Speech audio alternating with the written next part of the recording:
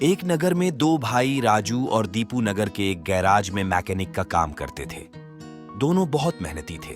एक दिन गैराज में काम करते हुए राजू बोला, भाई मैं सोच रहा था अगर हम ऐसे ही काम करते रहे तो एक दिन अपना एक गैराज खोल लेंगे और फिर जल्दी ही दूसरा और फिर तीसरा और जल्दी ही हर शहर में अपना एक गैराज होगा।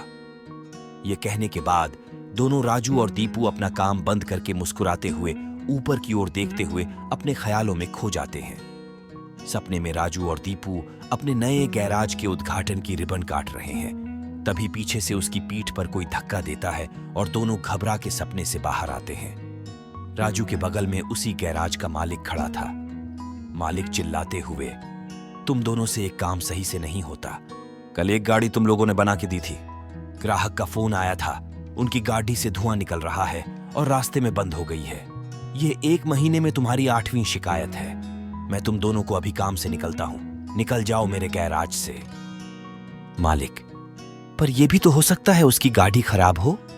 हमने तो ठीक से ही काम किया था। मालिक, खराब गाड़ियों को ठीक करना ही हमारा काम है। निकल जाओ यहां से। और मालिक दोनों को धक्के मारकर बाहर निकाल देता है। दीपू बड़े उदास मन से, भाई हम हर जगह मन लगा के काम करते हैं, फिर भी हमें हर जगह से निकाल दिया जाता है। किसी को हमारी कद्र ही नहीं। राजू भाई की बात में हाँ मिलते हुए, हाँ भाई, यहां किसी को हमारी कद्र नहीं है। चल किसी दूसरी जगह जाते हैं, वहां शायद हमारी कीमत हो। दीपू, भाई पर हम वहां करेंगे क्या? राजू, याद है मां कहती थी कि भगवान का नाम लेने से सब मिल जाता है। दीपू, हाँ। राजू, चल सामान बांध, अब हम यही करेंगे। भगवान का नाम लेंगे और पैसे कमाएंगे।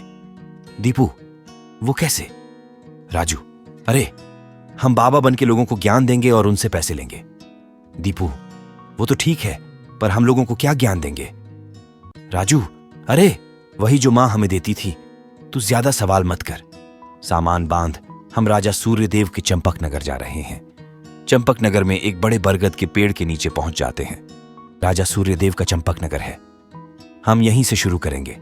दीपू सुन, आज से तेरा नाम दीपू नहीं दीपेश्वर है, समझा? और मैं एक सिद्ध योगी हूं। मैं यहां बैठा हूं और ध्यान करता हूं। तू नगर में जाकर यह खबर फैला दे कि एक सिद्ध योगी आए हैं जो हर समस्या का हल देते हैं। दीपू, ठीक है, अब मैं जाता हूं। नगर में पहुंचकर, दीपू भाई, हमारे सिद्ध बाबा जी के लिए कुछ दान दो।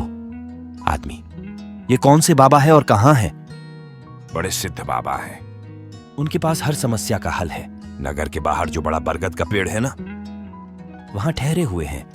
अगर तुम्हें कोई समस्या हो तो उनसे जाके मिल लो, वो तुम्हें हल जरूर बताएंगे। पर हां, दान के लिए कुछ लेकर जरूर आना। आदमी, हाँ मैं जरूर आऊंगा। दीपू, औरों को भी बता दो, पूरे नगर का भला हो जाएगा। आदमी, जरूर बाबा जी, जरूर। राजू पेड़ के नीचे ध्यान में बैठा हुआ है और दीपू थैले में सामान लेके उसके पास जाता है। दीपू, मैंने नगर में खबर फैला दी है, जल्दी ही लोग यहां आते होंगे, तुम तैयार रहो। राजू, मैं तो कब से तैयार हूं, देखते हैं क्या होता है। राजू फिर से ध्यान में बैठ जाता है। तभी नगर के लोग वहां आने लगते हैं और हाथ जोड़कर नीचे बैठ जाते हैं। एक दुकानदार, बाबा हमारा काम नहीं चल रहा, कृपा करें। दीपू, आप जो भी दान के लिए लाए हैं बाबा के चरणों में रखें और बाबा से गुरु मंत्र लें। दुकानदार राजू के पास पैसे रखता है और हाथ जोड़कर खड़ा हो जाता है। राजू इशारे से दुकानदार को अपने पास बुलाता है। राजू दुकानदार के कान में, श्री राम, हर बिक्री के समय मन में यह नाम का जाप करो, बिक्री बढ़ जाएगी। याद रहे, अपना यह मंत्र किसी को नहीं बताना, अपनी पत्नी को भी नहीं।